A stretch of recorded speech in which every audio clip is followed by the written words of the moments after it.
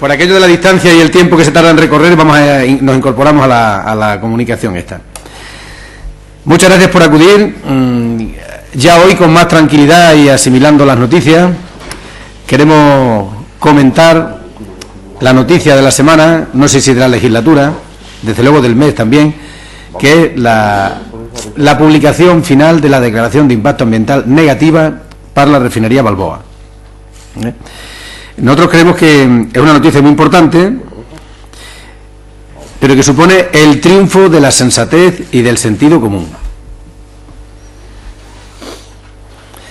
Porque, en resumen, a cualquiera que no esté en Extremadura le cuentas que van a hacer una refinería de petróleo en interior a 300 kilómetros de la costa y atravesando espacios protegidos y una cadena montañosa, etcétera, etcétera, pues simplemente no se lo creen, ¿no? Así, no hace falta ser especialista en economía, en energía, nada de eso, para decir, me estás contando una cosa imposible. Por lo tanto, ha sido necesario, para que esta declaración de impacto ambiental salga, ha sido necesario que pasen 2 presidentes de gobierno, 3 presidentes autonómicos y 4 ministros de Agricultura. Ya desde el principio, Izquierda Unida dijo que era una decisión técnica y que debía ser tomada por los técnicos y acatada por los políticos. Mientras que el proceso fue el contrario. Fue una ocurrencia delirante que se quiso convertir en una decisión política que no encontró en ningún momento el aval técnico suficiente. Eso explica la sucesión de ministros de Agricultura sin que los equipos técnicos correspondientes dieran el visto bueno. También creemos que precisamente por estas circunstancias que han rodeado esta larguísima historia, este culebrón de la refinería, que creemos que hay que reconocer públicamente el papel de la lucha ciudadana, de la plataforma que se montó en Villafranca y Tierra de Barros, y otros colectivos también en Andalucía, pero especialmente esta plataforma, una lucha sensata, en positivo, con argumentos, que se ponía a una decisión que decimos que era una ocurrencia delirante. Y ahora nos surgen muchas preguntas. ¿Desde cuándo se sabe que el informe es negativo? Porque estamos seguros que no ha sido elaborado en los últimos meses. Seguramente era un informe que estaba durmiendo en algún cajón del Ministerio de Agricultura y que no se publicaba porque permitía ser utilizado como arma política siempre que hubiera una campaña electoral a varios meses vista o incluso algún año cercano. Creemos que se ha ocultado deliberadamente el informe, que ya hace mucho tiempo que seguramente estaba hecho, sometiendo a la sociedad extremeña y a una comarca muy amplia como Barros y a toda la sociedad extremeña a un cierto chantaje, utilizando esta instalación industrial que de ninguna manera era viable, ni ambientalmente por supuesto, pero ni siquiera desde el punto de vista económico-empresarial era viable. Se ha utilizado como espantajo, se ha dividido a la sociedad extremeña, se ha provocado un debate falso sobre algo que se sabía que no era posible, pero que daba réditos políticos. Creemos que hay muchas cosas que responder y probablemente a partir de ahora se vayan dando esa respuesta. Aprovecho para recomendar vivamente conectar hoy a partir de las 9:15 con Canal Extremadura Televisión. Lo recomiendo vivamente, porque habrá un programa de análisis en el que acudirán personas especialistas en la materia, Roberto Bermejo, Pedro Costa Morata y otras personas con capacidad técnica suficiente que nunca tuvieron oportunidad de debatir con los proponentes del proyecto. Y también se va a emitir un corto que fue vetado en Extremadura pero premiado fuera de Extremadura. Un corto elaborado por Libre Producciones que decía "Mientras el aire es nuestro". Entonces, esto es una cosa inusual que yo nombre a una productora televisiva, pero en fin, la confluencia de circunstancias que se han dado, me permito la licencia de hacerlo y espero que tenga una visión amplísima y que por fin haya un debate ciudadano, el debate que nunca hubo, que se sustrajo a la sociedad extremeña, que se sustrajo al mundo científico de Extremadura y que a toda costa fue una especie de decisión política que había que entrarla, no digo ya con calzador, sino a presión total. Eso es lo que queríamos decir sobre el tema de la refinería. Naturalmente estamos muy contentos, estamos muy satisfechos.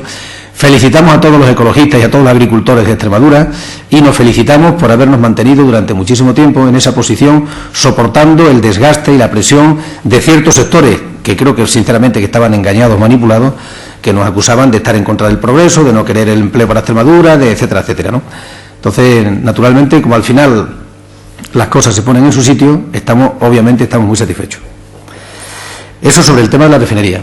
Sobre el tema de la huelga de ayer, pues decir que estamos contentos con el resultado, creemos que fue un éxito, sin entrar en valorar como más ciertas las cifras que dan los sindicatos o las cifras que dan el gobierno de turno, eso siempre ocurre así, pero nos parece que fue más fuerte que las convocatorias de huelga anteriores y que eso hace que probablemente haya un antes y un después de esta huelga en el termómetro de valoración social y en el termómetro de la conciencia social frente a los recortes, frente a una respuesta, unas políticas neoliberales que se vienen aplicando ya desde hace varios años y que no nos van a llevar ni a salir de la crisis, ni a reactivar la economía, que no van a crear empleo y que efectivamente van a lesionar gravemente los intereses de los trabajadores.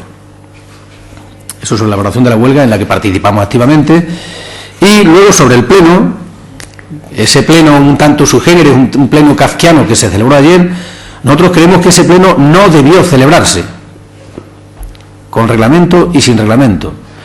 Nosotros queríamos que la paralización de la actividad parlamentaria se incorporara a la respuesta social que es una huelga general.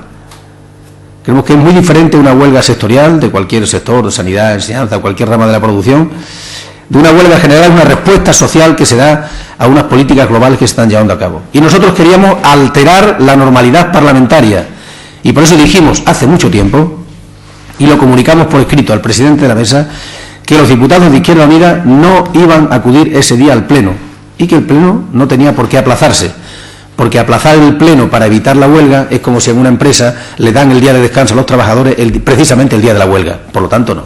Una huelga efectivamente es una acción democrática, es un derecho reconocido a los ciudadanos y a los trabajadores y trata de alterar la normalidad de la vida ciudadana. Y nosotros eso es lo que pretendíamos.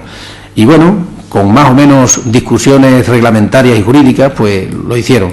Y nosotros creemos que ese pleno no debió celebrarse, que debió aplazarse o simplemente debió anularse.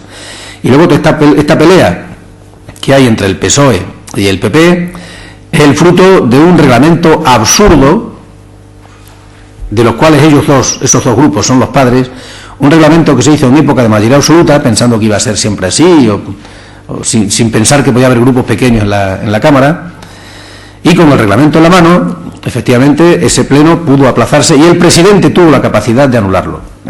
Porque yo sé que se citan determinados artículos, no quiero implicarles a ustedes en un debate reglamentario que el apartado 1 dice, pero el apartado siguiente dice, el otro contradice. Lo que ocurrió ayer es un capítulo más, una hoja más, en esa larga ruta de desencuentros reglamentarios que tenemos entre el Partido Socialista y el Partido Popular, que hicieron un reglamento que ahora no sirve y que no acaban que son víctimas, por así decirlo, unas veces uno, otras veces otro, de su propio reglamento. Eso es lo que tenía que decirles y, naturalmente, responder a sus preguntas, como siempre.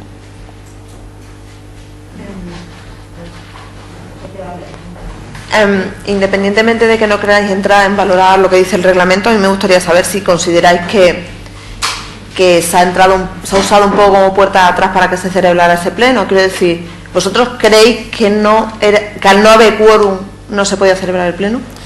Bueno, vamos a ver, no me queda más remedio que entrar en reglamento. Desde luego, si no hay quórum, no se pueden tomar acuerdos. Eso es lo primero. Puede haber un pleno de debate, de discusión, de preguntas y tal y cual, pero desde luego, acuerdos no se pueden tomar. Lo dice clarísimamente el artículo 130. Para adoptar acuerdos, los órganos de la Cámara deberán estar reunidos reglamentariamente y con asistencia de la mayoría de los miembros. Insisto, no. Ese es el mío, páralo. Insisto, no se tomaron acuerdos, hubo solo un debate y de hecho hubo una comparecencia del consejero anunciando. Señor Alejandro está en la comisión de reglamento. Lo de la refinería. El problema es que parlamentariamente se aceptó que hubiera estado de excepción en la Asamblea con este reglamento.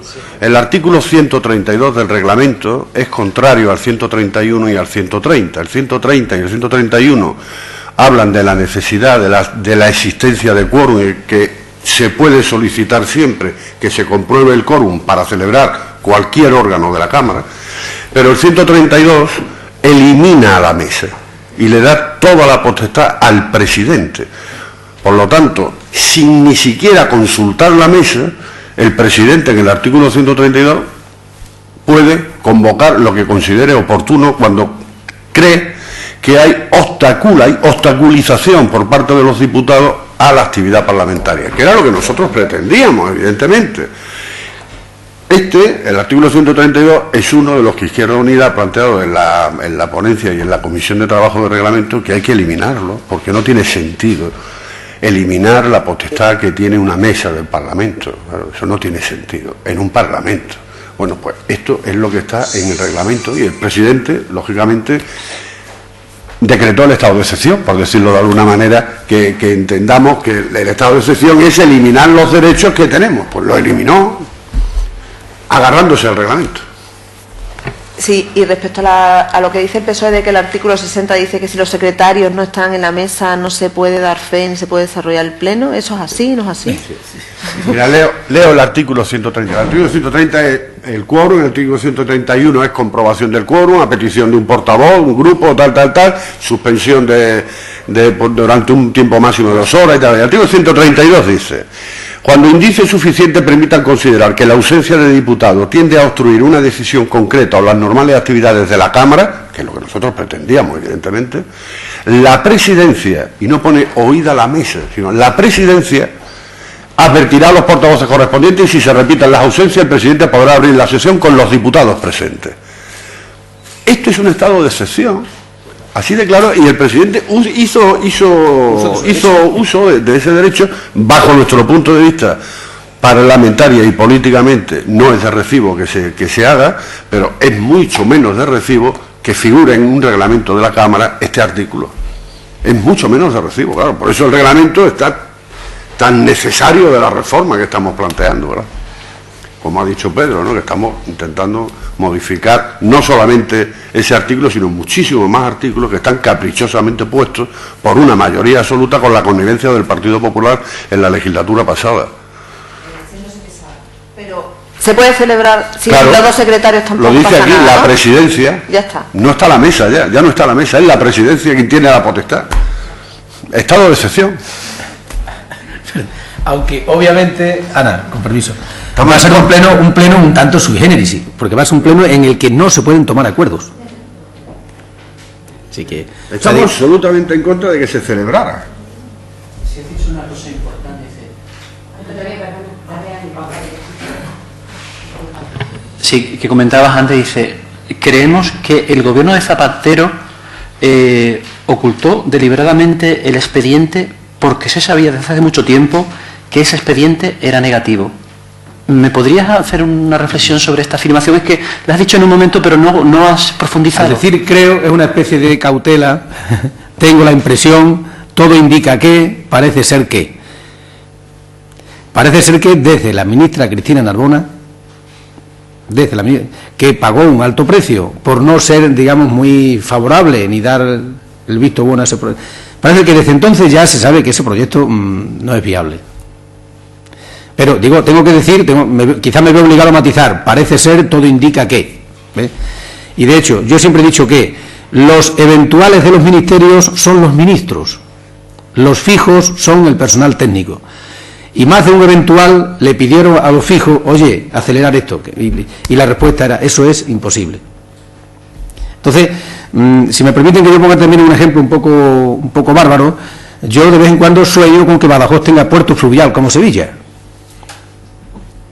Me gustaría que los barcos subieran por el Guadiana hasta Badajoz y que Badajoz fuera una ciudad que reciba mercancías de todas partes del mundo y que si consigo algún técnico que me diga que eso es posible, pues me atreveré a proponerlo, pero me parece que es como algo así como una ironía, o como si yo proponiera aquí una industria aeroespacial o una fábrica de esquíes, algo así. Quiero decir que cualquier actividad que se ponga aquí, por muy descabellada que sea, teóricamente crearía empleo y tal, ¿no?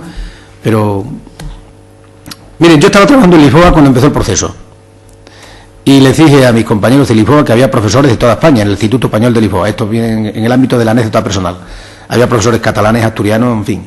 Un centro con 80 profesores había de todas partes. Y yo extremeño. Y cuando les dije que se iba a implantar que se iba a instalar una refinería de petróleo en Extremadura, ¿habéis encontrado petróleo en Extremadura? Menos mal. Yo, no hemos encontrado petróleo. Entonces, ¿cómo que vaya a una refinería? Bueno, ya traeremos el petróleo. Pero nos estás tomando el pelo, Pedro. ¿Ves que los extremeños sois así de brutos y así de...? Digo, no. O sea, el sentido común desaconseja absolutamente este proyecto. Y los informes técnicos lo han corroborado. Y sin embargo se ha utilizado con las ilusiones de empresario y de una comunidad entera que esperaba encontrar empleo a partir de eso. Yo no sé quién le vendió el proyecto al señor Gallardo, no lo sé, eso él lo sabrá, pero se jugó con las ilusiones de una comunidad que está hambrienta de empleo y deseosa de instalaciones industriales, y se le ofrecía una cosa que era que no existía, que no tenía fundamento ninguno. Me parece que esto es muy grave. Hay quien ha hablado de prevaricación, yo no me atrevo a hablar de prevaricación, pero cuando se oculta una información sabiendo que no va a tirar adelante, hay algo como manipulación, chantaje, hay muchas palabras que se pueden prestar y ninguna de ellas es suave.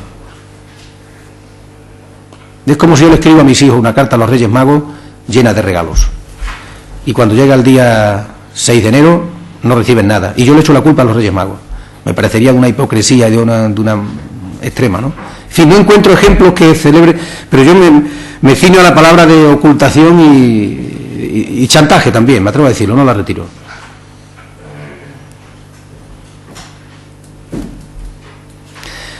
Como siempre, si no hay más preguntas... Sí, perdón. Nada, señor Escobar. Pues ha comentado posibles acciones... Ahora, perdón. Señor Escobar, usted ha hablado de posibles acciones para aclarar toda esta historia del informe, que hay muchas preguntas que contestar, ha sido en sus palabras. Yo no sé si va a hacer algún tipo de pregunta parlamentaria o no sé esto cómo se puede hacer en el ámbito de la Asamblea o no sé. No, en el ámbito de la Asamblea no, pero yo estoy seguro que ahora muchos ciudadanos se dicen que, ¿por qué no ha salido esto antes? ¿Por qué no ha salido antes? O tenemos que pensar que los técnicos en la época del PP trabajan con más celeridad que en otras épocas. Yo no hago esa lectura. Yo creo que los técnicos seguramente son los mismos, ¿eh? Y entonces no me creo que en los últimos meses hayan hecho un estudio nuevo sobre esta cuestión. Parece razonable pensar que este es un informe, imagino que si empezó en la época de Cristina Narbona, en los meses siguientes pues se estudiaría profundamente, se pidieron datos complementarios y se elabora. Pero luego quien controla la publicación de ese estudio ya sí son los eventuales de los ministerios, ya son los políticos. Y no se ha publicado. ¿Por qué? Esa es una pregunta que yo me hago, no tengo respuesta de momento, una respuesta que queda en el aire. Y si se sabía, y por qué no se sacó antes. Eso tienen que responder los que no lo hicieron. Pero que yo no sé si vosotros como grupo parlamentario tenéis... Nosotros vamos a pedir que nos pase toda la información posible sobre el proceso de cosas. ¿Pero a través del Congreso de los Diputados? Depende. Podemos impulsarlo desde aquí, desde la Cámara, seguramente. O sea, estamos todavía, digamos, administrando la decisión. Y probablemente dará lugar a alguna propuesta de impulso desde la Cámara extremeña. Hombre, ahora hay un plazo todavía de 15 días para presentar alegaciones. Cuando acabe el plazo y ya salga la resolución definitiva, actuaremos en consecuencia. Pero anoche estuvimos algunos miembros de Izquierda Unida con los compañeros de la plataforma por la noche, que por cierto lo estaban celebrando, y lógicamente ellos van a solicitar responsabilidades políticas por todo el daño que se ha causado.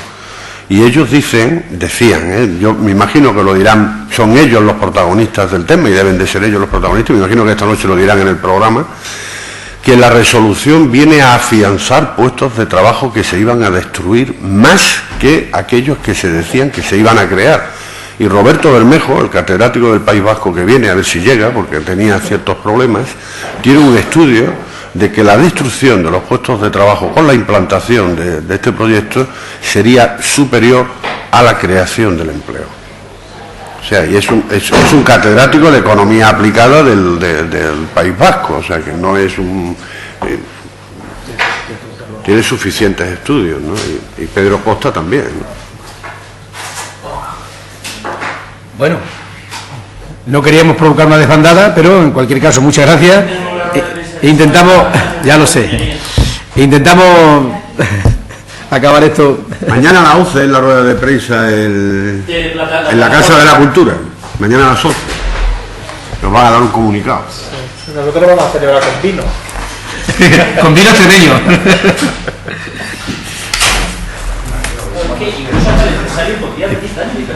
No. No puede. Vale. Estoy hablando en un... Hay una cosa. A micrófono cerrado, Hidalgo. Nosotros vamos a solicitar que se diga en qué se ha gastado el dinero que se aportó a esa empresa. ¿En qué se ha gastado ese dinero? 10 millones de euros iniciales, no sabemos si después ha habido más dinero, supondrían, por ejemplo, 1.000 puestos de trabajo durante un año a razón de 1.200 euros mensuales. Y luego se supone que el empresario es el que ha decidido correr con los riesgos. Dentro de esa lógica del liberalismo, el empresario que comete riesgos y puede, pues mire usted, arriesgado, no le ha salido, pues ya está, teóricamente. A ver, arriesgado, pues le ha salido mal.